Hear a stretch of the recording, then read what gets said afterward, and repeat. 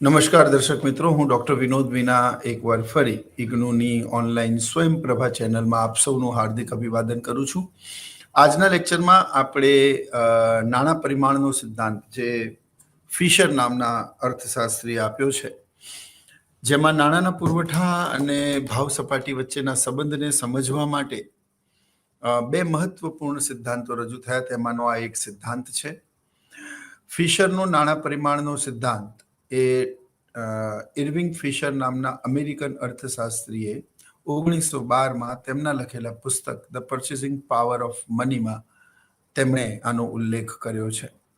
નાણાંના પુરવઠા અને ભાવ સપાટી વચ્ચેના સંબંધને સમજાવતો આ સિદ્ધાંત અર્થશાસ્ત્રમાં ખૂબ જ મહત્વનો સિદ્ધાંત છે. ત્યારબાદ કેમ્બ્રિજ અર્થશાસ્ત્રીઓએ નાણાંના પુરવઠા અને ભાવ સપાટી વચ્ચેના સંબંધને સમજાવતો એક રોકડ પુરાંતનો સિદ્ધાંત રજૂ કર્યો હતો, જેની ચર્ચા આપણે આના પછી કરીશું. તો અત્યારે આપણે ફિશરનો નાણાં પરિમાણનો સિદ્ધાંત સમજીશું. મિત્રો,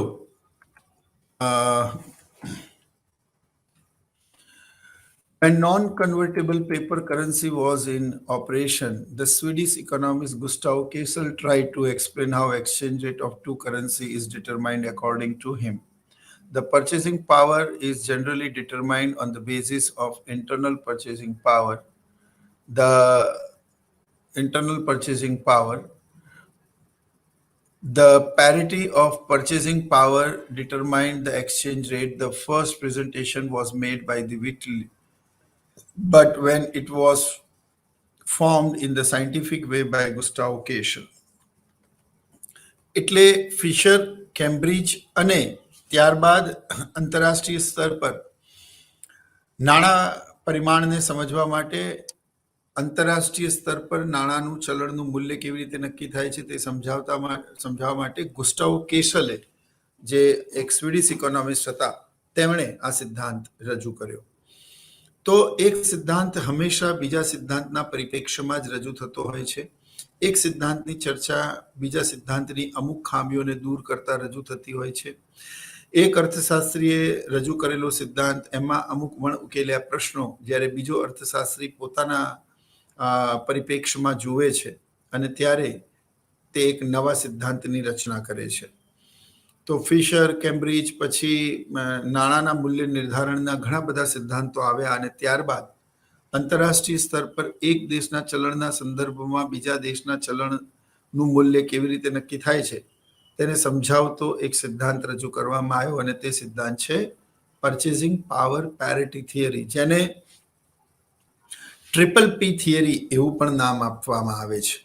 ટ્રિપલ પી થિયરી એટલે કે સમખરીદ શક્તિનો સિદ્ધાંત.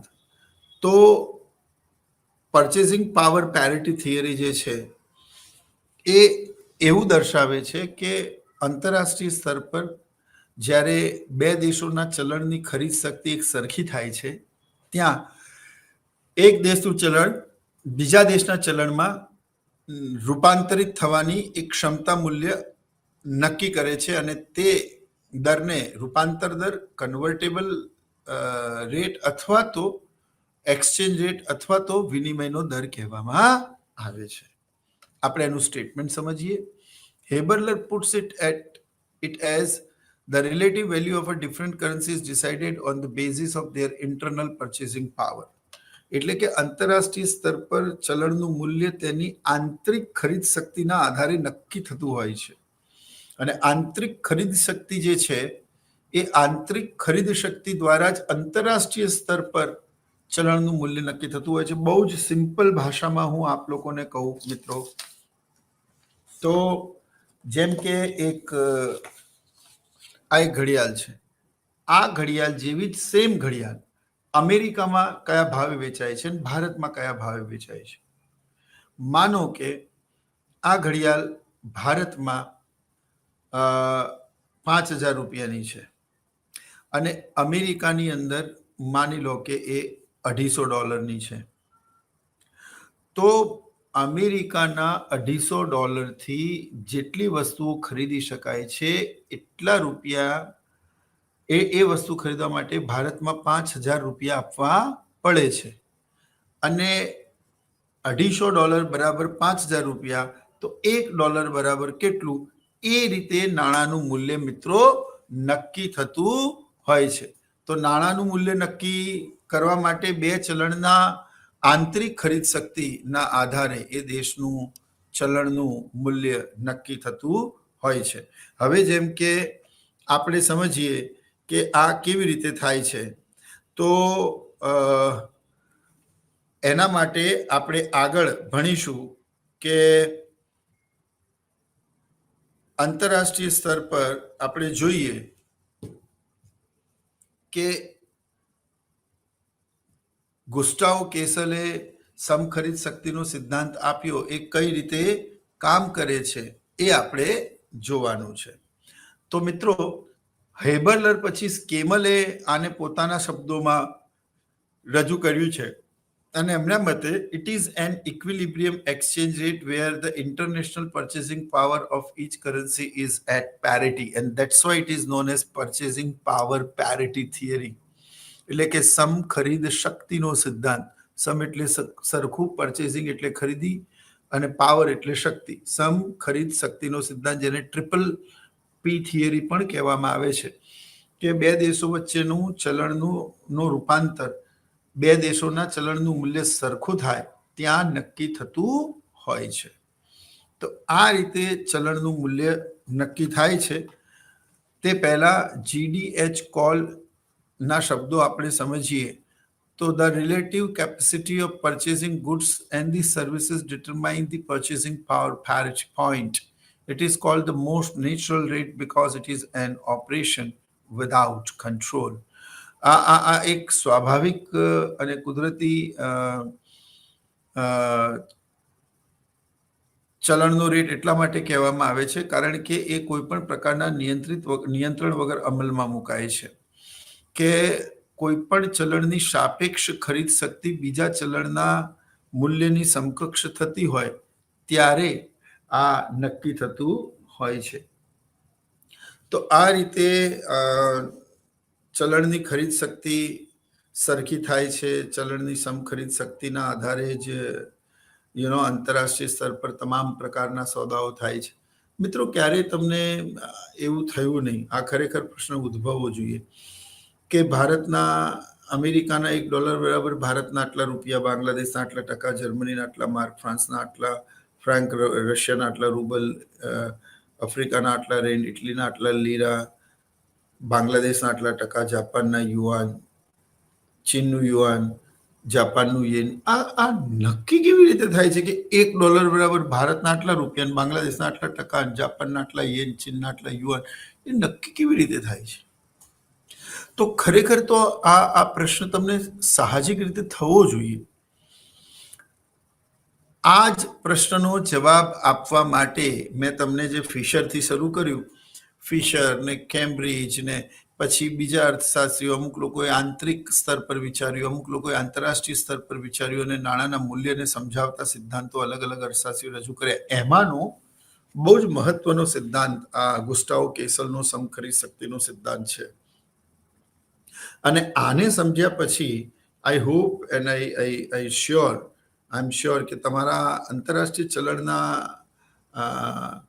દર કેવી રીતે નક્કી થાય છે અને કોઈ પણ ચલણનું મૂલ્ય આંતરરાષ્ટ્રીય ચલણ એવા ડોલરની સામે કેવી રીતે નક્કી થાય છે, અને એને લઈને જે પરસેપ્શન્સ છે તમારા, જે તમારા કન્સેપ્ટ છે, એ બધા જ ક્લિયર થઈ જશે.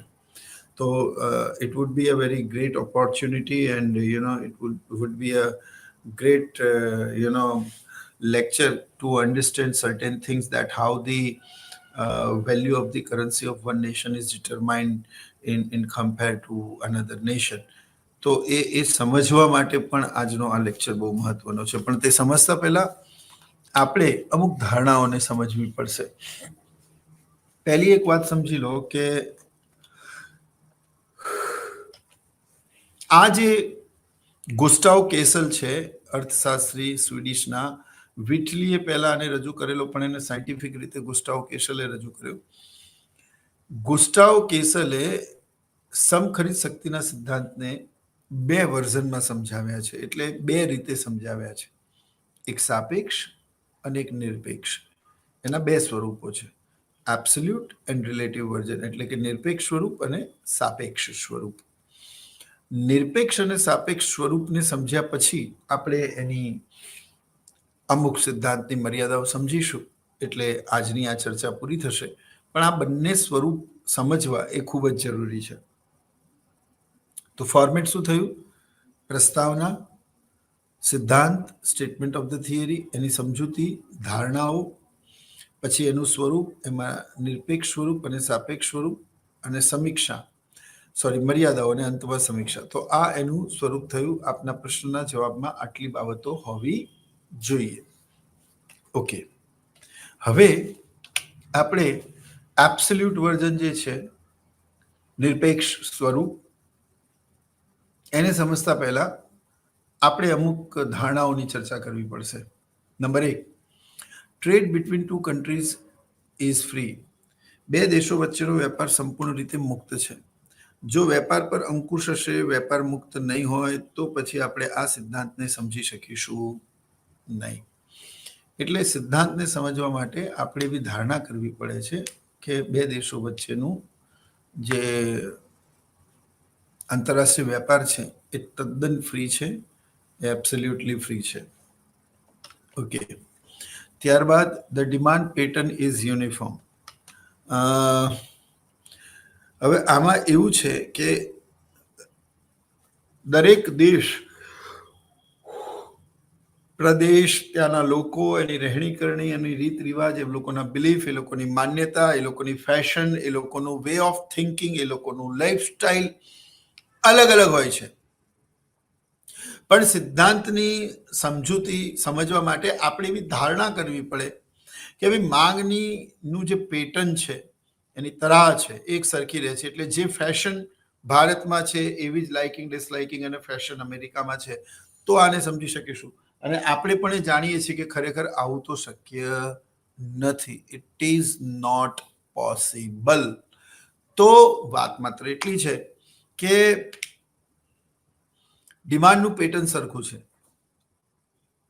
આ બાબતને આપણે એક બીજી બાબતથી સમજીએ. મેં એવું કહ્યું કે આ ઘડિયાળની કિંમત ભારતમાં કેટલી છે અને આ ઘડિયાળની કિંમત અમેરિકામાં કેટલી છે. માનો કે આ ઘડિયાળને ખરીદવા માટે ભારતમાં 5,000 રૂપિયા આપવા પડે છે અને માનો કે અમેરિકામાં $250 મળે છે. તો અમેરિકાના ડોલરની આંતરિક ખરીદ શક્તિ અને ભારતના રૂપિયાની આંતરિક ખરીદ શક્તિ આ ઘડિયાળના સંદર્ભમાં જોઈએ તો આ ઘડિયાળને ખરીદવા ભારતમાં 5,000 રૂપિયા આપવા પડે છે, ત્યાં માત્ર $250 આપવા પડે છે. તો આનો અર્થ એવો થયો કે એક ઘડિયાળ લેવા માટે ભારતમાં જે 5,000 રૂપિયા આપવા પડે છે, તો આ ઘડિયાળની ડિમાન્ડ જે ભારતના લોકો કરે છે એવી જ ઘડિયાળની ડિમાન્ડ ત્યાંના લોકો પણ કરે છે. એ લોકો પણ આ ડાયલને પસંદ કરે છે, એ લોકો પણ આ જ પ્રકારની ઘડિયાળનો ઉપયોગ કરે છે. ડિમાન્ડ પેટર્ન સેમ છે. આ બીજી ધારણા એવું સમજાવે. હવે ખરેખર ડિમાન્ડ પેટર્ન સરખી નથી હોતી, એ પછી આપણે સમજીશું, એને મર્યાદાઓમાં સમજીશું. કોઈ પણ અર્થશાસ્ત્રી અમુક પોતાના સિદ્ધાંતને સમજાવવા માટે અમુક પરિબળોને સ્થિર ધારતો હોય છે કે આ પરિબળો સ્થિર રહે તો મારો સિદ્ધાંત સાચો એમ. તો એ અમુક મર્યાદાઓથી બચવાને પોતાના સિદ્ધાંતની સમજૂતી આપવા માટે એવું ધારતો હોય. ખરેખર એવું હોય એવું જરૂરી તો હોતું નથી મિત્રો. બીજી એક વાત કે આંતરરાષ્ટ્રીય સ્તર પર હવે જો ભારતમાં ઘડિયાળ ખરીદવા માટે 5,000 રૂપિયા આપવા પડે છે અને અમેરિકામાં 250, તો પછી $250 બરાબર 5,000 રૂપિયા અને $5,000 બરાબર 5,000 રૂપિયા બરાબર $250. તો 5,000 રૂપિયા બરાબર $250, તો $1 બરાબર 20 રૂપિયા થાય. તો સમજવાની વાત એવી છે કે ભારતની અંદર જો આ ઘડિયાળની ક્વોલિટી, અમેરિકાની અંદર જો આ ઘડિયાળની ક્વોલિટી અલગ અલગ હોય અને એની માંગ પણ અલગ અલગ હોય, તો પછી કમ્પેરિઝન થઈ શકે નહીં. આ ઘડિયાળને ભારતમાં ખરીદવા માટે 5,000 રૂપિયા આપવા પડે છે, તો એની ડિમાન્ડ અમેરિકામાં પણ છે, અમેરિકન લોકો પણ એને પસંદ કરે છે. એવી યુનિફોર્મિટી હોવી જોઈએ. એવી યુનિફોર્મિટી ના હોય તો પછી તમે કે કમ્પેરિઝન કરી શકો નહીં. એટલે માંગની તરહ એક સરખી છે એવી ધારણા છે. The quality of product is uniform, જો મેં હમણાં જે વાત કરી. હવે આ ઘડિયાળની ક્વોલિટી ભારતમાં અલગ હોય અને અમેરિકામાં અલગ હોય. બની શકે અમેરિકામાં તે વધારે ફીચર્સવાળી ઘડિયાળ મળતી હોય અને આની ને એ ઘડિયાળની ક્વોલિટી અલગ હોય, તો પછી કમ્પેરિઝન થાય નહીં. મેં આ જે ટી શર્ટ પહેરી છે, આની અંદર જે ક્વોલિટીનું યાન અને જે કંઈ પણ મટીરિયલ કે જે કંઈ પણ રો મટીરિયલ વપરાયું, એવી સેમ મટીરિયલ સેમ ક્વોલિટી અમેરિકામાં હોવી જોઈએ, તો કમ્પેરિઝન કરી શકાય કે આ ટી શર્ટને કે આ ઘડિયાળને ભારતમાં ખરીદવામાં આટલા રૂપિયા આપવા પડે છે, તો એ જ ટી શર્ટને, એ જ ઘડિયાળને, એ જ ક્વોલિટીની ખરીદવા માટે અમેરિકામાં કેટલા પૈસા આપવા પડે, તો કમ્પેરિઝન થઈ શકે. આઈ હોપ યુ અન્ડરસ્ટેન્ડ.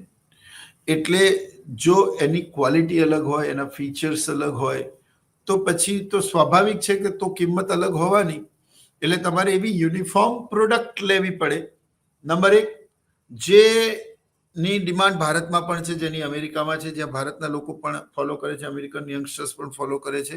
બીજી, એની ગુણવત્તા. ભારતથી ખરીદો કે અમેરિકાથી ખરીદો, એની ગુણવત્તામાં કોઈ ફેર પડતો નથી. તમે કોકા કોલાની બોટલ નોર્થ ઇન્ડિયામાં ખરીદો કે સાઉથ ઇન્ડિયામાં ખરીદો, કાશ્મીર ટુ કન્યાકુમારી, ગુજરાત ટુ ગુવાહાટી, એની ક્વોલિટી સેમ જ રહેવાની. તો એ જ રીતે તમે જે કંઈ પણ વસ્તુની કમ્પેરિઝન કરો છો એબ્સોલ્યુટ વર્ઝનમાં, તો એની અંદર વસ્તુની ગુણવત્તા એક સરખી રહેવી જોઈએ. જો વસ્તુ એક સરખી હોય તો પછી કમ્પેરિઝન થાય કે હા ભાઈ, આને ખરીદવા માટે અમેરિકામાં કેટલા ડોલર આપવા પડે અને આવી જ વસ્તુ ભારતમાં ખરીદીએ તો કેટલા ડોલર આપવા પડે, અને પછી જો આટલા ડોલર બરાબર ભારતના આટલા રૂપિયા, તો $1 બરાબર કેટલા રૂપિયા, એ કમ્પેરિઝન થઈ શકે. પણ એના માટે you need to make it very sure કે the quality of the goods between the two nations is absolutely same. There is no difference. The product is absolutely uniform product. It's absolutely, homogeneous product. Then only we can make a comparison between two nations. એટલે એની quality એક સરખી હોવી જોઈએ. ત્યારબાદ fashion, taste, choice of the consumer remains constant. એ પણ મેં આપને સમજાવી દીધું છે કે જો ફેશન સેમ ના હોય, જે વસ્તુની ભારતમાં ડિમાન્ડ હોય પણ અમેરિકામાં ના હોય, તો પછી એનો કોઈ અર્થ નથી કમ્પેરિઝન કરવાનો. Transportation cost is zero shipping charge. It means એવું બને કે જો એ વસ્તુ અમેરિકામાં સસ્તી મળે અથવા તો થાય, તો ભારતના લોકો પોતાના કરન્સીને કન્વર્ટ કરાવીને અમેરિકન ડોલર લઈ અને પછી ત્યાંથી વસ્તુ મંગાવે. પણ એ વસ્તુ મંગાવવાનું જો ખર્ચ ખૂબ વધારે આવતું હોય, તો ઘાટ કરતા ઘડામણ વધી જાય, તો પછી આ સિદ્ધાંતનો કોઈ અર્થ રહેતો નથી. એટલે આપણે બે ધારણાઓ કરી. એક, બંને દેશો વચ્ચેનો વેપાર બિલકુલ ફ્રી છે, મુક્ત વેપાર છે. અને બીજું, ટ્રાન્સપોર્ટેશન કોસ્ટ એ ઝીરો છે. જો કે આ એની મર્યાદા બનશે, પણ આ સિદ્ધાંતને સમજવા માટે આપણે એવી ધારણા તો કરવી જ પડે છે મિત્રો. તો આ સિદ્ધાંતની ધારણાઓ થઈ. હવે આપણે આ એબ્સોલ્યુટ વર્ઝનને એટલે કે નિરપેક્ષ સ્વરૂપને આપણે મિત્રો સમજીશું. તો જો શું લખ્યું છે, it is internal exchange rate determined by the purchasing power is different than the equilibrium rate of external or internal values will change, and this would equal the exchange rate automatically. એટલે internal એટલે કે આંતરિક ખરીદ શક્તિ એવું દર્શાવે છે કે external કે ઇન્ટરનલ વેલ્યુઝ જ્યારે બદલાતા હોય છે, ત્યારે એની વિનિમય દર પર શું અસર થાય છે, આને સમજવા માટે આપણે એક ઉદાહરણની મદદ લેવી પડશે. In the example stated above, if such rate is $1 is equal to 7.5 rupees, જો $1 બરાબર 7.5 રૂપિયા હતું, 7.5 રૂપિયા હતું, and the exchange rate is $1 is equal to 6, અને જો હવે exchange rate $1 બરાબર 6 રૂપિયા થાય, તો હવે આને સમજો કે પહેલા $1 બરાબર કેટલું હતું, 7.5 રૂપિયા, 7.5, અને હવે $1 બરાબર કેટલું છે, તો કે 6 રૂપિયા ભારતના. તો $1 ને ખરીદવા માટે ભારતના કેટલા રૂપિયા આપવા પડતા હતા, તો કે 7.5 રૂપિયા આપવા પડતા હતા. હવે $1 ખરીદવા માટે કેટલા રૂપિયા આપવા પડે છે? તો 6 રૂપિયા આપવા પડે છે. તો મિત્રો, ભારતનું ચલણ ડોલરની સામે નબળું પડ્યું કે મજબૂત થયું? તો કે મજબૂત થયું. કેવી રીતે? આ ડોલર છે, આ તમારું કરન્સી છે. આપણું કરન્સી ડોલરથી જેમ દૂર જાય ને, 7.5, 8.5, 9.5, 10.5, અત્યારે તો 80+ છે, પણ જેમ દૂર જાય તેમ આપણું ચલણ શું થાય? નબળું પડે. શું થાય? નબળું પડે. પણ જો આપણું ચલણ ડોલરની નજીક આવે, નજીક જેટલું એટલું આપણું ચલણ મજબૂત કહેવાય. તો પહેલા $1 7.5 હતા, હવે 6 થાય એટલે નજીક આવ્યું. જો 8.5 થાય તો દૂર જાય. તો આપણું ચલણ ડોલરની જેટલી નજીક આવે એટલું એ મજબૂત થયું છે તેમ કહેવાય. જો એ દૂર જાય તો એ નબળું પડ્યું છે તેમ કહેવાય. તો નજીક આવવું, ચલણની નજીક આવવું, આનાથી એવું થાય કે ભારતનું ચલણ મજબૂત થયું. પહેલા $1 માટે આપણે 7.5 રૂપિયા આપવા પડતા હતા, હવે $1 માટે 6 રૂપિયા આપવા પડે છે. દુનિયાના જેટલા પણ ધનિક અને વેલ સેટલડ, વેલ ડેવલપ્ડ કન્ટ્રી છે એ બધા દેશોનું ચલણ ડોલરની નજીક હશે, અને જે ગરીબ અલ્પ વિકસિત દેશો છે એ બધા દેશોનું ચલણ ડોલરથી દૂર દૂર સુધી કોઈ છેડા નહીં જડતા. ઘણા તો એવા પણ દેશો છે. એટલે જો $1 7.5 હતા અને હવે 6 થયા તો આપણું ચલણ મજબૂત થયું. હવે આ કિસ્સામાં શું થાય? હવે આની પોસિબિલિટી વિચારો. આની અંદર શું થાય કે $1 બરાબર 7.5 હતા એની જગ્યાએ $1 બરાબર 6 રૂપિયા થાય. તો આપણા દેશના લોકોને આપણા દેશમાંથી ખરીદેલી વસ્તુ મોંઘી લાગે, પણ અમેરિકાથી ખરીદેલી વસ્તુ સસ્તી લાગે. તો આપણા દેશના લોકો ધડાધડ શું કરશે? આપણા કરન્સીને ડોલરમાં કન્વર્ટ કરાવશે. ફ્રી ટ્રેડ છે, કોઈ શિપિંગ અને કોઈ ટ્રાન્સપોર્ટેશન કોસ્ટ નથી. એટલે આપણા દેશના લોકો ભારતની અંદરથી ખરીદશે તો 5,000 રૂપિયા, એટલે મેં ઉદાહરણ આપ્યું, એટલા એ અનુસાર ચૂકવવા પડશે. પણ હવે આપણા દેશના લોકો આપણા કરન્સીને ડોલરમાં કન્વર્ટ કરીને ત્યાંથી ખરીદશે તો આપણા દેશની અંદર ડોલરની ડિમાન્ડ વધી જશે, અને ડોલરની ડિમાન્ડ વધશે તો ફરી પાછો માંગનો નિયમ આવશે કે કિંમત અને માંગ વચ્ચે વ્યસ્ત સંબંધ છે, પણ માંગ અને કિંમત અને માંગ વચ્ચે વ્યસ્ત સંબંધ છે, પણ કિંમત અને માંગ વચ્ચે સીધો સંબંધ છે. તો ડોલરની જેમ જેમ માંગ વધશે ફરી એનું વેલ્યુ વધવા લાગશે, અને ઓટોમેટિકલી $1 7.5 આવી જશે. અને જો ડોલર રૂપિયાની સામે મજબૂત થાય, એટલે કે રૂપિયો નબળો પડે, એ 7.5 ઉપર જાય તો આપણું ચલણ નબળું પડ્યું કહેવાય. આપણું ચલણ નબળું પડે એટલે અમેરિકન લોકો અમેરિકાથી એ વસ્તુ ખરીદવાના બદલે ભારતમાંથી વસ્તુ ખરીદે, અને તે ખરીદવા માટે એ લોકોએ પોતાના ડોલરને રૂપીઝમાં કન્વર્ટ કરાવવું પડે. એટલે આંતરરાષ્ટ્રીય સ્તર પર ભારતના ચલણ રૂપિયાની માંગ એકાએક વધી જાય. માંગ વધે તો કિંમત વધે, અને ફરી ડોલરની સામે રૂપિયો જે નબળો પડેલો ફરી ઓટોમેટિકલી એ પહેલાના સ્તર પર આવે અથવા એની નજીક ક્યાંક આવે. તો આ રીતે ચલણની માંગ અને પુરવઠાના આધાર પર આંતરરાષ્ટ્રીય સ્તર પર વિનિમય દરનું નિર્ધારણ થતું હોય છે. આટલી સરસ સમજૂતી એમણે નિરપેક્ષ ખર્ચ લાભના, એટલે કે સમખરીદ શક્તિના નિરપેક્ષ સ્વરૂપમાં આપી છે, જેને આપણે હજી પણ ઉદાહરણ દ્વારા સમજીએ કે $1 બરાબર 7.5 રૂપિયા હતા, અને હવે જો $1 બરાબર 6 રૂપિયા થાય તો Indian would prefer to purchase the dollar for rupees, or they purchase the goods from USA. A steel cupboard will cost of $200. તો 200 multiplied by 6 તો કેટલા રૂપિયા થયા? તો કે 6 દૂની 12, 1200 રૂપિયા થયા. And in India it cost 1,500. હવે જો $1 બરાબર 7.5 રૂપિયા, ભારતમાં સ્ટીલ કપબોર્ડની કિંમત હતી 1,500 રૂપિયા. હવે ભારત આંતરરાષ્ટ્રીય સ્તર પર ડોલરની જે વેલ્યુ છે $1 બરાબર 7.5ની જગ્યાએ 6 રૂપિયા થાય તો પ્રતિ ડોલર પર $1.5 ઘટ્યો. આનો અર્થ એ થયો કે ભારતના લોકો હવે જો ભારતના લોકો ભારતમાંથી જે સ્ટીલ કપબોર્ડ ખરીદશે તો એની કિંમત તો 1,500 રૂપિયા આપવાની જ છે, પણ પોતાના ચલણને ડોલરમાં કન્વર્ટ કરાવે અને અમેરિકાથી ખરીદે તો એ કપબોર્ડની કિંમત 1,200 રૂપિયા છે. ટ્રાન્સપોર્ટેશન કોસ્ટ તો છે જ નહીં, અને ટ્રેડ પણ ફ્રી છે. Then why should we purchase from India? Why we not purchase from USA? તો આપણે યુએસએથી ખરીદીશું.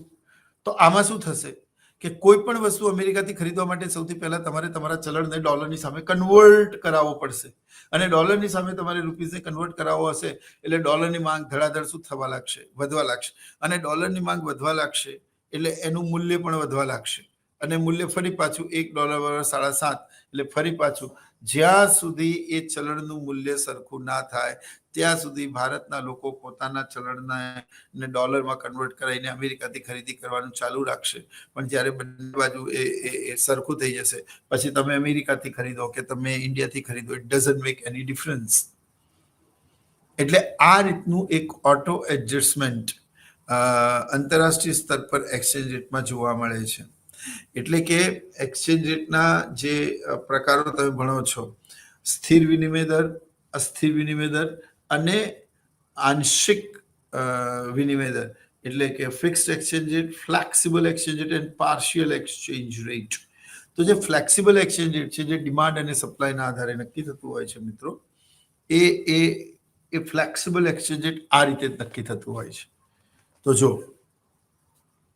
હવે એ ડોલરની કિંમત, એનું કોસ્ટિંગ બરાબર ભારતમાં 1500 છે, અમેરિકામાં $200 છે, બરાબર. તો હવે એ $200 ખરીદવા માટે ભારતે કેટલા રૂપિયા આપવા પડશે? તો કે 1200.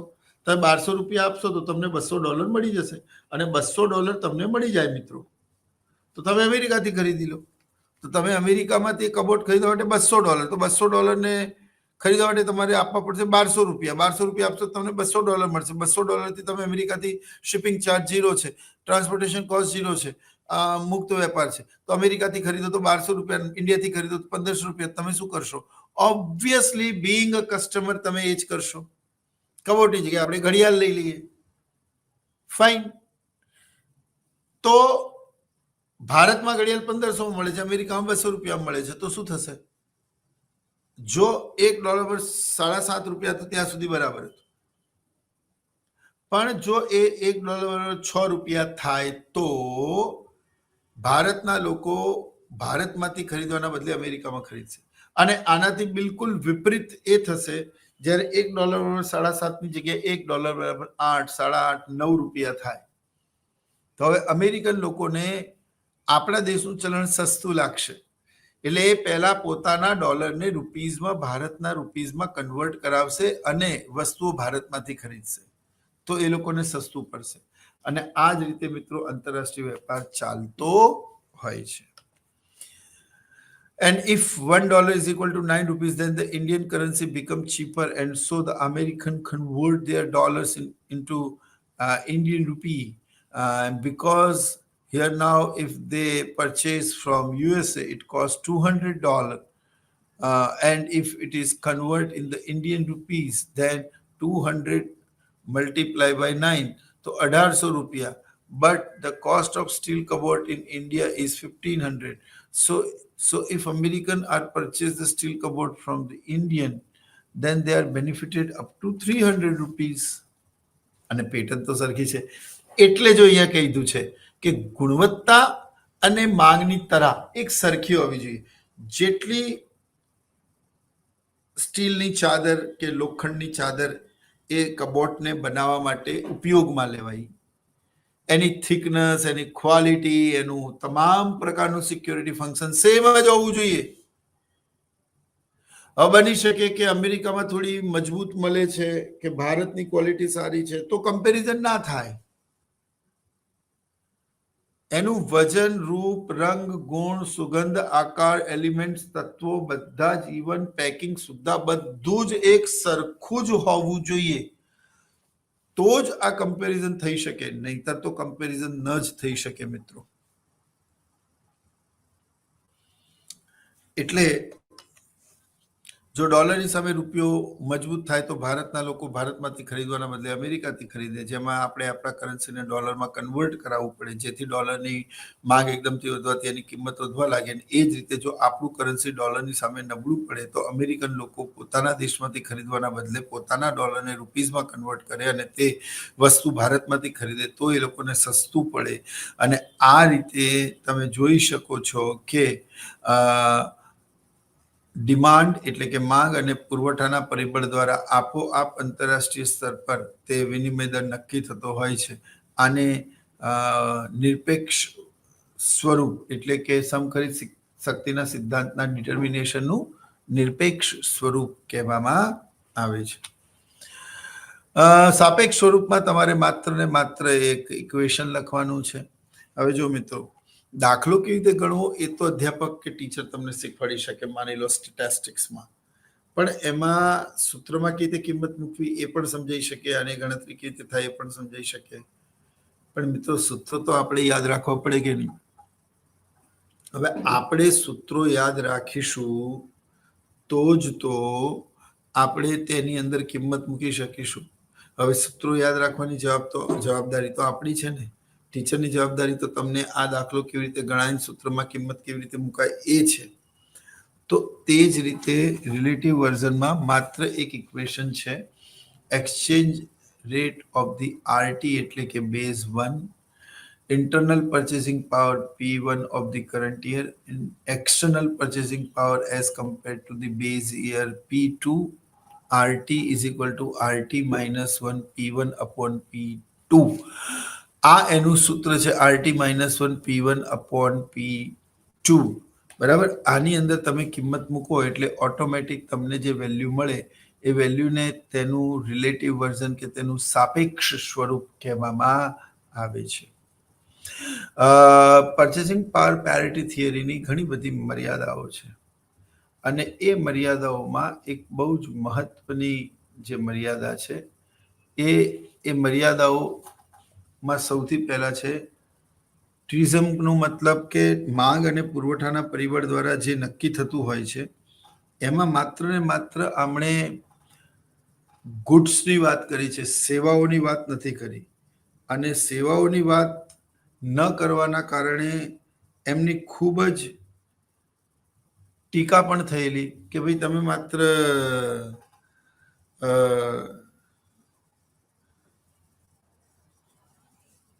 વસ્તુના સ્વરૂપમાં જ આ સિદ્ધાંતને કેમ સમજાવ્યું છે, વોટ અબાઉટ ધી સર્વિસીસ, તો એને ધ્યાનમાં નથી લીધું.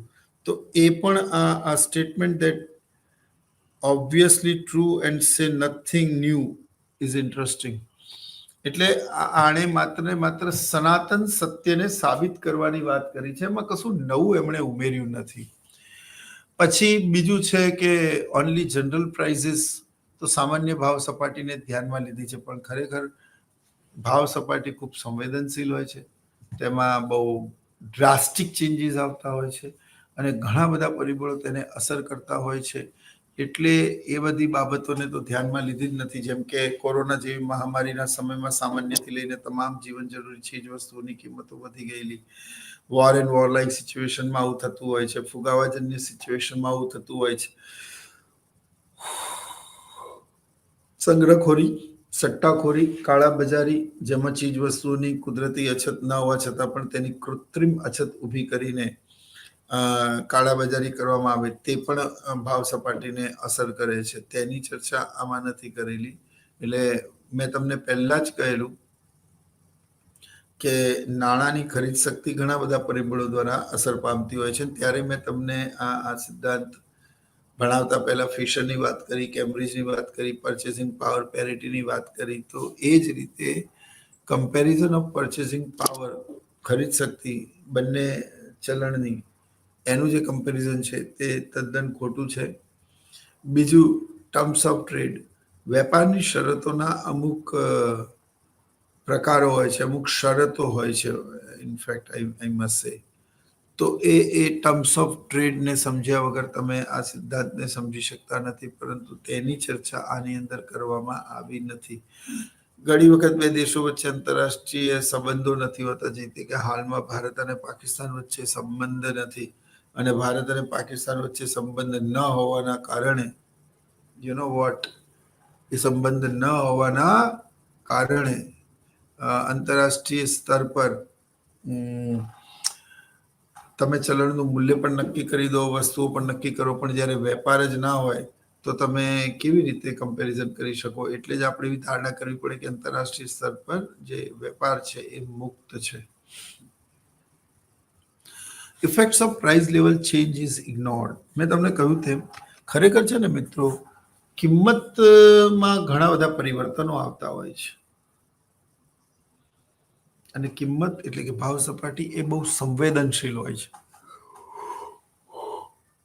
બજારમાં અમુક રૂમર્સ, અમુક અફવાઓ, અમુક માંગ અને પુરવઠામાં આવતા પરિવર્તનો, આંતરરાષ્ટ્રીય બજારમાં થતી ઉથલપાથલો, આ તમામ બાબતોની ભાવ સપાટી પર અસર પડતી હોય છે.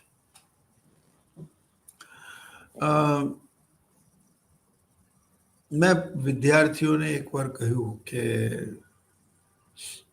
હું ક્લાસમાં ભણાવતો હતો અને મેં એવું કીધું કે કાશ્મીરથી જે સ્નોફોલ આવે અથવા તો જે કોલ્ડ વેવ્સ, શીતલહેરની અસરો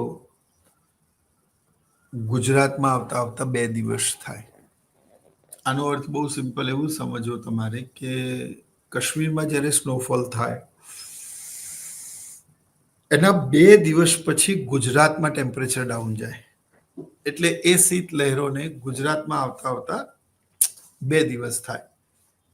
ઇટ ઇઝ કોલ્ડ જિયોગ્રાફી, ભૂગોળ.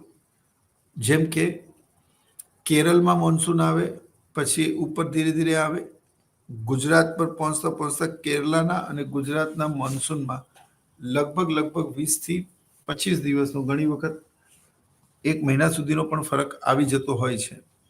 તો આ ભૂગોળ છે. પણ મિત્રો એક વાત કહું, અમેરિકાના વોલ સ્ટ્રીટમાં સહેજ પણ ફરક થાય તો આંખનું પલકારું ઝપકતાની સાથે સમથિંગ લાઈક ધીસ, બસ આટલી જ અસરમાં એની સીધી effect Mumbai share stock market ઉપર થાય, દલાલ સ્ટ્રીટ ઉપર. વોલ સ્ટ્રીટ ટુ દલાલ સ્ટ્રીટ. હવે કેટલું બધું અંતર છે, પણ અર્થશાસ્ત્ર આટલો સંવેદનશીલ વિષય છે અને એટલી જ સંવેદનશીલ ભાવ સપાટી પણ છે. પણ એના વિશે આમાં કોઈ ચર્ચા નથી કરેલી. એ બહુ જ આશ્ચર્યની વાત છે કે ભાવ સપાટીમાં આવતા આમૂલ પરિવર્તનો વિશે તો યાર કશું વિચાર્યું જ નથી. પણ એ વિચારવું પણ એટલું જ જરૂરી છે. પણ એના વિશે કેમ કશું વિચાર્યું નથી, એ બહુ મહત્વનો પ્રશ્ન છે. એટલે ભાવ સપાટીમાં આવતા પરિવર્તનોની ચર્ચા પણ ક્યાંક ને ક્યાંક ગુસ્ટાવો કેસલે કરવી જોઈએ, પણ એમને કરી નથી. જેમ કે મેં આ સિદ્ધાંત શરૂઆતમાં સમજાવ્યો, ફિશર. તો ફિશરે તો ભાવ સપાટીના સંદર્ભમાં ઘણી બધી બાબત કહી છે. માંગ, પુરવઠો, fashion, technology, government policy, social, natural, geographical, international, even all types of the factors affected on the price level. હવે એ બધી વાતની તો ચર્ચા અહીંયા કરી જ નથી. એટલે આ સિદ્ધાંતની આ એક બહુ મોટી મર્યાદા છે. Effect of price level change is ignored. અને જ્યારે કિંમતો બદલાતી હોય છે એની આંતરરાષ્ટ્રીય વિનિમય દર ઉપર શું અસર પડતી હશે, એ તો અહીંયા શું સમજાયું છે કે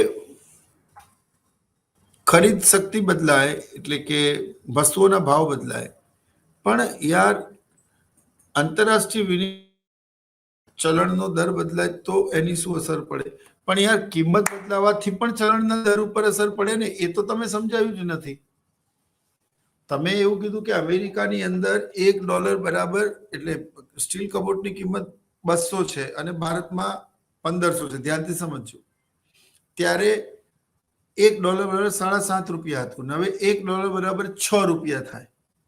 તો આની શું અસર પડી ખરીદી ઉપર એ સમજાયું. પણ હું એવો પ્રશ્ન પૂછું છું કે સ્ટીલ કબોટની પ્રાઇસમાં ચેન્જીસ થાય, ભારતમાં એ 1500 થી ઉપર નીચે થાય, અમેરિકામાં એ 200 થી ઉપર નીચે થાય. ડોલરનું $1 7.5 રૂપીસ સેમ જ રહે, પણ ભાવ સપાટી બદલાય તો એની વિનિમય દર પર શું અસર પડે એ તો અમને સમજાવ્યું જ નથી. અને ખરેખર ભાવ સપાટી બહુ સંવેદનશીલ છે, બહુ સેન્સિટિવ છે. એમાં તો પરિવર્તનો આવતા જ રહે છે. મેં તમને હમણાં સમજાવ્યું કે આટલા બધા પરિબળોના કારણે બદલાય, પણ એને તો અહીંયા સ્થિરધારી છે. અહીંયા તો આંતરરાષ્ટ્રીય સ્તર પર ડોલરના મૂલ્યમાં જે ચેન્જીસ થયો કે વિનિમય દરમાં જે ચેન્જીસ થયો એની ખરીદી ઉપર શું અસર પડી છે એ સમજાયું છે. પણ હું એમ કહું કે આંતરિક સ્તરે ભાવ સપાટીની આંતરરાષ્ટ્રીય વિનિમય દર પર શું અસર પડે એ તો સમજાયું જ નથી. I hope you understand what I am saying. એટલે એ એક બહુ જ મોટી મર્યાદા છે. Fine. Ignores the demand factor. Actually આ સમગ્ર સિદ્ધાંતમાં પુરવઠા પર વધારે ભાર આપવામાં આવ્યો. જેમ કે ફિશરે માંગ પર વધારે, મેં તમને નતું કહ્યું એક સિદ્ધાંત પરથી બીજો સિદ્ધાંત ત્યારે જ આવે છે જ્યારે પહેલા સિદ્ધાંતમાં મૂકવાનું ઉકેલ્યા પ્રશ્નોનો જવાબ નથી મળતો.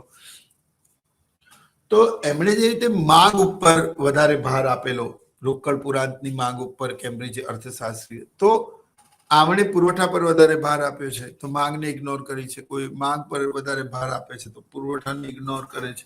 હકીકતમાં ચલણનું મૂલ્ય તેની ખરીદ શક્તિના આધારે જ નક્કી થતું હોય છે. ખરીદ શક્તિના આધારે નક્કી થતું હોય છે એનો અર્થ એ થયો કે ચલણનું જે મૂલ્ય છે એ ખરીદ શક્તિમાં આવતા ફેરફારોના કારણે પણ નક્કી થાય છે, પણ તેની ચર્ચા આ સિદ્ધાંતમાં કરવામાં આવી નથી. તો એ પણ એક બહુ મોટી મર્યાદા છે. હવે તમે નેક્સ્ટ જુઓ. આ સિદ્ધાંત હંમેશા લાંબા ગાળાની વાત કરે છે. કેન્સે બહુ ઇન્ટરેસ્ટિંગ સ્ટેટમેન્ટ આપેલું કે કોઈ પણ સિદ્ધાંતની પ્રસ્તુતતા છે ને ટૂંકા ગાળામાં હોવી જોઈએ, કારણ કે લાંબા ગાળે તો આપણે બધા મરી ગયા હોઈશું. એટલે એની પ્રસ્તુતતા તપાસશે કોણ? એટલે એ ટૂંકા ગાળાના સંદર્ભમાં આ સિદ્ધાંત રજૂ નથી થયો. એ એવું કહે છે કે it will be automatically come under equilibrium long term. What about the short term? એટલે આ સિદ્ધાંતની વાત કરે છે. શોર્ટ ટર્મ એક્સચેન્જ રેટને ઇગ્નોર કરેલું છે.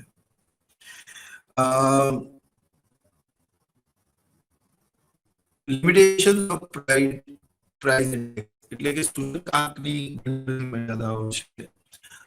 એ મર્યાદાઓ આની બહુ ઓબ્વિયસ છે. જેમ કે આપણે સમજાવ્યું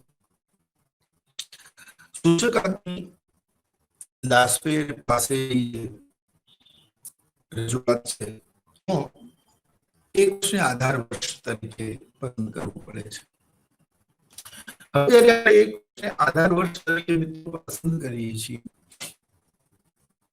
ત્યારે આપણે નક્કી કરે છે કે આધાર વર્ષ બહુ જ દૂરનું ના હોવું જોઈએ. When you are comparing talking about the recent data of 2024, માનો હવે એ 2024ના વર્ષની તમે 1990ના વર્ષ સાથે સરખામણી કરો તો યાર 1990 એ લગભગ તમે સમજો કે આ 24 ને પેલા 34 વર્ષ જૂની વાત. 34 વર્ષ પહેલાના ડેટાને અત્યારે તો આપણે કમ્પેર ના જ કરી શકીએ ને. 34 વર્ષ પહેલાનું અમદાવાદ ને અત્યારના અમદાવાદમાં જમીન આસમાનનો ફરક છે. મસે એટલે તમારે એ પરિબળને પણ ધ્યાનમાં લેવું જોઈએ કે આધાર વર્ષ નક્કી કરો તો તે નજીકનું હોવું જોઈએ, જેથી આપણે ભાવ સપાટીમાં થયેલા આમૂલ પરિવર્તનોને સમજી શકીએ રિસન્ટલી હોય તો. પણ સમસ્યા એ છે કે એવું વર્ષ મળવું જ્યારે કોઈ પણ પ્રકારની કુદરતી હોનારત ના થઈ હોય, કોઈ પણ પ્રકારનો પોલિટિકલ ઇનસ્ટેબિલિટી જનરેટ ના થઈ હોય, કોરોના કે કુદરતી આફત ના આવી હોય, પૂર કે એ દુષ્કાળ જેવી કોઈ પરિસ્થિતિ ના સર્જાઈ હોય, કૃષિનું વર્ષ બહુ જ સામાન્ય વર્ષ રહ્યું હોય, war and war like situations ના જનરેટ થઈ હોય, તો તમે કેવી રીતે એ વર્ષને સામાન્ય વર્ષ લેશો? કારણ કે આખા વર્ષ દરમિયાન ઘણી બધી એવી ઘટનાઓ ઘટતી હોય છે જેનો રાષ્ટ્રીય વ્યાપી અને આંતરરાષ્ટ્રીય સ્તર પર પણ પ્રભાવ પડતો હોય છે અને તેના કારણે ભાવ સપાટીમાં ખૂબ મોટા પ્રમાણમાં ચેન્જીસ થતા હોય છે. એની ચર્ચા આમાં કરવામાં આવેલી નથી. બરાબર? તો તે જ રીતે એ ટૂંકા ગાળાનું છે. ઇન્ડેક્સ આપણે સમજી ગયા કે આધાર વર્ષ લેતી વખતે જો તમારાથી ભૂલ થઈ ગઈ તો પછી તમારો સૂચકાંક ખોટો, તો પછી તમારો સિદ્ધાંત પણ ખોટો. આધાર વર્ષની પસંદગી ખોટી તો ગણતરી પણ ખોટી. તો આધાર વર્ષ ચોક્કસ લેવો પડે. બીજું કે આધાર વર્ષ લેતી વખતે એ નજીકનું હોવું જોઈએ, બહુ દૂરનું ના હોવું જોઈએ. એના સિવાય પણ તમારે એ વાતનું ધ્યાન રાખવું પડે કે આધાર વર્ષમાં કોઈ પણ પ્રકારની મોટી ઉથલ પાથલ ના થઈ હોય, એના રાજકીયના, સામાજિકના, આર્થિક અને એની બહુ મોટી ઇમ્પેક્ટ ના સર્જાયેલી હોવું જોઈએ, નજીકનું વર્ષ હોવું જોઈએ. પણ એવું પસંદ કરવું થોડું અઘરું છે. તે જ રીતે બેઝ યર કન્સેપ્ટ, મેં તમને આધાર વર્ષની વાત કરી. કેપિટલ ફ્લોઝ ઇગ્નોર્સ, આ બહુ મહત્વની વાત છે. કેપિટલ ફ્લોઝ ઇગ્નોરનો મતલબ જે મૂડીનો પ્રવાહ છે, રોકડતા પ્રવાહ, એનો અહીંયા અવરોધ કરેલો છે, એટલે વિરોધ કરેલો છે, અથવા એને અવરોધેલું છે, અથવા તો એના વિશે વિચારવામાં આવ્યું નથી, અથવા તો એને ઇગ્નોર્ડ કરવામાં આવી છે. તો આ એક બહુ મોટી સમસ્યા છે. કેપિટલ ફ્લો વગર તો તમે કેવી રીતે આ સિદ્ધાંતને સમજી શકશો? હવે કેપિટલ ફ્લો ઇન્ટરનલ છે કે એક્સટર્નલ છે, કે પોતાના રિલેટિવ ઘરવાળા તરફથી મળે છે, કે આંતરરાષ્ટ્રીય સ્તર પર અન્ય સંસ્થાઓ અને દેશો એને મદદ કરી રહ્યા છે. Say for example, in why there is Russia અને યુક્રેનનું યુદ્ધ આટલું લાંબુ કેમ ચાલ્યું? તો નાટોના દેશોએ પડદા પાછળથી યુક્રેનને ખૂબ મોટા પ્રમાણમાં નાણાકીય અને હથિયારોની મદદ મોકલી. સપોર્ટ મળ્યો એટલે એ વોર વધારે એક્સટેન્ડ થઈ. એટલે મૂડીનો જે પ્રવાહ છે, એ મૂડીનો પ્રવાહ પણ આપણે જોવો પડે કે ભાઈ એ મૂડીનો પ્રવાહ કેટલો છે, કઈ રીતે અને કયા ક્ષેત્રોમાંથી મૂડી આવી રહી છે, મળી રહી છે, એની ચર્ચા કરવી પણ ખૂબ જરૂરી છે. કારણ કે વિનિમય દર નક્કી કરવામાં મૂડીનો પ્રવાહ પણ ખૂબ મહત્વનો હોય છે મિત્રો. ત્યારબાદ ઓનલી બેલેન્સ ઓફ ટ્રેડ, મેં તમને કહ્યું તેમ બેલેન્સ ઓફ પેમેન્ટ એટલે વસ્તુઓની ચર્ચા થઈ છે, પણ સેવાઓની ચર્ચા નથી થઈ. આંતરરાષ્ટ્રીય વેપારની જ્યારે આપણે વાત કરીએ ત્યારે બે પ્રકારના કન્સેપ્ટ હોય છે, એક વેપાર તુલા અને એક લેણ દેણની તુલા. વેપાર તુલા એટલે શું? તો કે વેપાર તુલા એનો અર્થ એવો થાય કે માત્ર દ્રશ્ય વસ્તુઓની કુલ આખા વર્ષ દરમિયાન કેટલી આયાતો થઈ ને કેટલી નિકાસો થઈ તેની બાબત છે. અને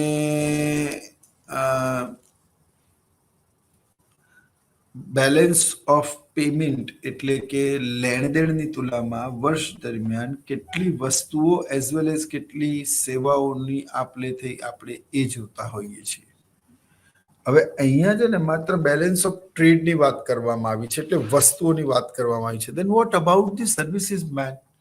કોઈ પણ દેશના ઇન્ટરનેશનલ ડેવલપમેન્ટમાં સર્વિસીસનો બહુ મોટો ફાળો છે. ભારતીય અર્થતંત્રમાં અત્યારે જીડીપીમાં સૌથી વધારે કોન્ટ્રીબ્યુશન જ સર્વિસ સેક્ટરનું છે. ખેતી અને ઉદ્યોગ તો બહુ પાછળ છે, અને એમાં ખેતી તો ખૂબ પાછળ છે.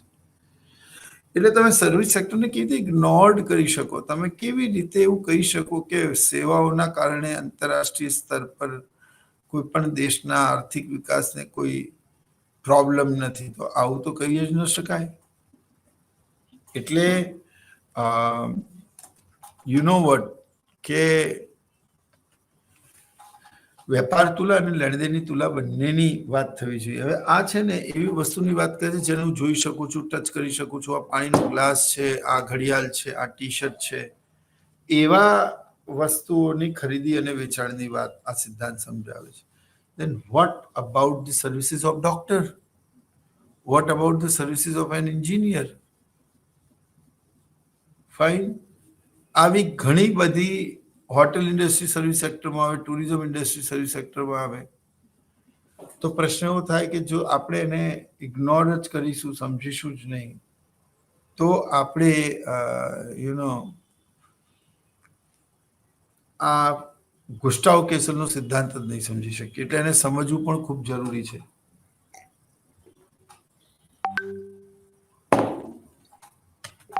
હવે જો બીજું, લેણદેણની તુલા અને વેપાર તુલા વચ્ચેનો બીજો તફાવત સમજાવું. સામાન્ય રીતે વેપાર તુલામાં 2 ખાતા, લેણદેણની તુલામાં 3 ખાતા હોય. વેપાર તુલા એ આખા વર્ષ દરમિયાન કેટલી આયાત અને કેટલી નિકાસ થઈ તેનું એક સિસ્ટમેટિક બેલેન્સ શીટ એટલે કે સરવૈયું દર્શાવતી નોંધ છે. જ્યારે બેલેન્સ ઓફ પેમેન્ટમાં આખા વર્ષ દરમિયાન કુલ કેટલી આયાતો થઈ અને કેટલી નિકાસો થઈ વસ્તુઓ અને સેવાઓ બંનેની, એનું સિસ્ટમેટિકલી જમા અને ઉધાર બાજુ ખાના પાડીને સમજાવેલું એક સ્ટેટમેન્ટ છે. તો વેપાર તુલનામાં માત્ર વસ્તુઓની વાત થાય છે, લેણદેણની તુલનામાં વસ્તુઓ અને સેવાઓ બંનેનો ઉલ્લેખ થાય છે. આંતરરાષ્ટ્રીય સ્તર પર તમે જોઈ શકો છો મિત્રો કે માત્ર વેપાર વસ્તુઓનો થતો નથી પરંતુ સેવાઓનો પણ થાય છે. કેટલા બધા આઈટી એક્સપર્ટ વિદેશોમાં કામ કરે છે, કેટલા લોકો દુબઈ અને શારજામાં રિગ પર કામ કરે છે, જેમાં 1 મહિના સુધી કામ હોય એટલે 28 દિવસ કામ હોય ને 28 દિવસનો ઓફ હોય એટલે પોતાના પરિવારને મળવા માટે ઇન્ડિયા આવે છે. પણ તમે જુઓ મિત્રો, તમે જુઓ કે અહીંયા સેવાઓનો તો કોઈ ઉલ્લેખ જ કર્યો નથી, એટલે આ સિદ્ધાંત અધૂરો છે, અપૂરતો છે. અને ઘણી વખત બંનેનું સરખી રીતે કમ્પેરિઝન ના થાય તો પછી આપણું કમ્પેરિઝન પણ ખોટું છે. ફાઇન. એટલે બેલેન્સ ઓફ ટ્રેડ એ ખૂબ જ મહત્વનું છે, પણ એ વસ્તુઓ અને સેવાઓને ધ્યાનમાં લીધી નથી. એ અનફોર્ચ્યુનેટ છે અને એની લિમિટેશન્સ પણ છે મિત્રો.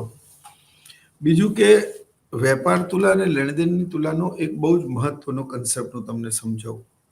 વેપાર તુલા છે ને કોઈ પણ દેશની ચોક્કસ આર્થિક પરિપ્રેક્ષ્યને દર્શાવતું નથી, સ્થિતિને દર્શાવતું નથી. જ્યારે લેણદેણની તુલા છે ને એ કોઈ પણ દેશની ચોક્કસ આઈ મીન ટુ સે આર્થિક સ્થિતિનો ખ્યાલ આપે છે. હું સમજાવું તમને એક ઉદાહરણ દ્વારા. જ્યારે આ માત્ર વેપાર તુલાની વાત કરે છે, કયું સમખરીદ શક્તિનો સિદ્ધાંત, purchasing power parity theory, but હકીકતમાં તમે જો કે હું તમને એવો પ્રશ્ન પૂછું કે તમે લોકો કેટલા પ્રેક્ટિકલ અને કેટલા થિયોરિટિકલ સબ્જેક્ટ ભણો છો, તો તમે કદાચ મને અને એના માટેની તમે મને ચિઠ્ઠી લખો તો હું એના ડેટા કલેક્ટ કરી અને એક સર્વે કરીશ. ફાઇન. તો વેપાર તુલા જે છે ને એ હું એવું કહું કે હું થિયરીના માર્ક્સ લઉં, પ્રેક્ટિકલના માર્ક્સ ના લઉં. થિયરીમાં ઇકોનોમિક્સ છે, બીએ છે, ઇંગ્લિશ છે, આ બધા સબ્જેક્ટ્સમાં તમારા માંડ માર્ક્સ આવ્યા હોય, તમે 35 થી 40 ની વચ્ચે જ રહ્યા હોય, તો તમને એ ઇમ્પ્રેશન જોતા એવું થાય કે સાલું આ બાળક તો એવરેજ બાળક છે. પણ જ્યારે તમારા પ્રેક્ટિકલના માર્ક્સ કન્સિડર થાય ને એમાં તમારા 90+ માર્ક્સ હોય ને, તો એ એવરેજ સ્ટુડન્ટ સીધો ઇન્ટેલિજન્ટ સ્ટુડન્ટમાં કન્વર્ટ થઈ જતો હોય છે. સેમ આ વાત ઇંગ્લેન્ડને લાગુ પડે છે. ઇંગ્લેન્ડનું તમે આંતરરાષ્ટ્રીય સ્તર પર બેલેન્સ ઓફ પેમેન્ટ જોશો ને તો તમે જોશો કે ઇંગ્લેન્ડના લોકો બહારની વસ્તુ ખૂબ મંગાવે છે. વસ્તુઓની વાત છે એટલે આયાતો વધારે છે અને નિકાસો ઓછી છે. એટલા માટે ઇંગ્લેન્ડની વેપાર તુલામાં ખાદ જોવા મળે છે, પણ આ સાચો ખ્યાલ નથી. માની લો કે ઇંગ્લેન્ડે 2000 કરોડની વસ્તુઓની આયાત કરી, સામે 1800 કરોડની વસ્તુઓની નિકાસ કરી. તો 2000 કરોડની વસ્તુની આયાત કરી એટલે આપણે ચૂકવ્યા સામે 2000 કરોડ ને આપણે કમાયા 1800 crore.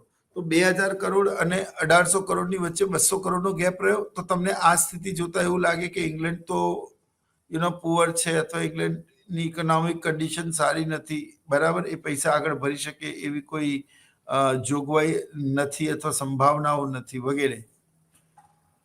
But the thing is જ્યારે તમે બેલેન્સ ઓફ પેમેન્ટ જો તો એ બેલેન્સ ઓફ પેમેન્ટમાં ઇંગ્લેન્ડની અંદર વસ્તુઓની આયાત 2000 કરોડ, વસ્તુઓની નિકાસ 1800 કરોડ, તો જે 200 કરોડની ખાધ લાગતી હતી, હવે ઇંગ્લેન્ડે વસ્તુઓ નહીં પરંતુ સેવાઓના સંદર્ભમાં, જેમ કે તમે વોડાફોન જે ફોન યુઝ કરો છો, બેઝિકલી બ્રિટનની કંપની છે, અને વોલમાર્ટની જેમ જ હવે વી માર્ટ આવી રહ્યું છે. પણ પ્રશ્ન એ છે કે તમે ઇંગ્લેન્ડના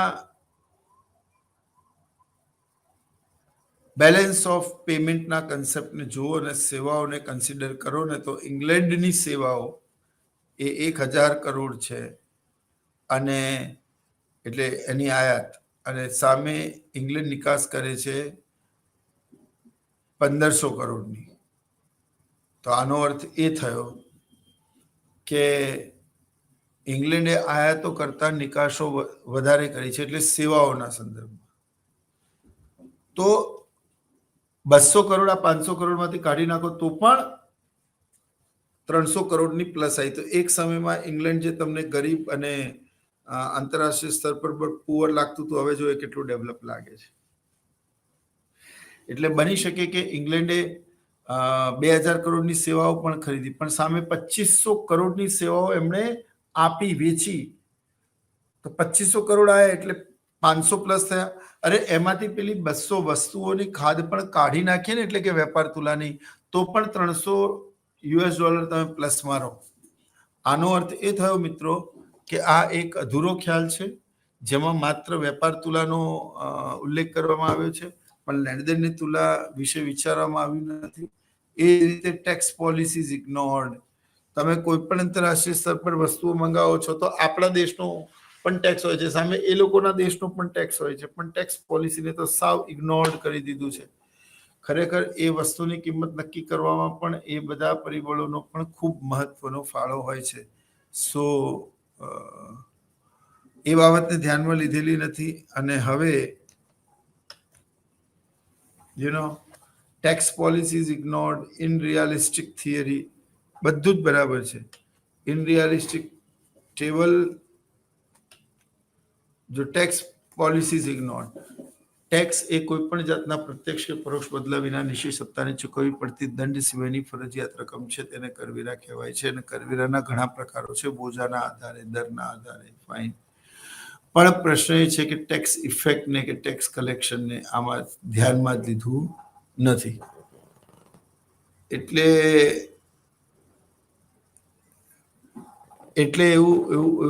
એવું બની શકે મિત્રો કે ટેક્સ કલેક્શન તો ભાવ સપાટી પર અસર કરતું સીધું પરિબળ છે.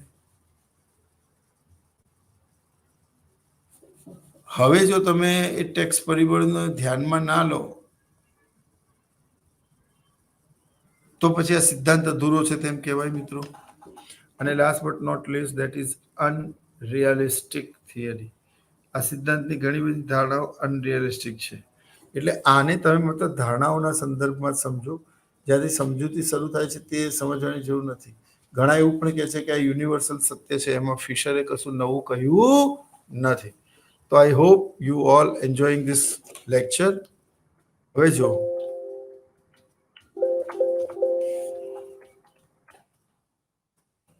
આવતા લેક્ચરમાં આપણે યા તો વ્યાજના દરનો સિદ્ધાંત અથવા તો આમાં જ આગળ આપણે ચાલીશું, જેથી કરીને તમને ખ્યાલ આવે. તો આ જ રીતે આપ જ્ઞાન ગંગાનો ઘર આંગણે લાભ લેતા રહો. અને ઇગ્નુના આ ઇનિશિયેટિવ જે લેવામાં આવ્યો છે એના માધ્યમે ઓનલાઈન સેવાઓ તમને રિજનલ લેંગ્વેજમાં આપી રહ્યા છીએ. તો તેનો તમે લાભ ઉઠાવો. યુટ્યુબ ચેનલ પર બધા જ લેક્ચરો રેકોર્ડિંગ કરેલા મૂકેલા છે, તો તમને વધારે ખ્યાલ આવશે. તો અહીંયા આપણે આપણો આ લેક્ચર પૂરો કરીએ છીએ. આવતા લેક્ચરમાં ફરી એક નવી મજાના ટોપિક સાથે મળીશું. ત્યાં સુધી હું ડૉક્ટર વિનોદ મીના આપનાથી અનુમતિ ચાહું છું. જય હિન્દ.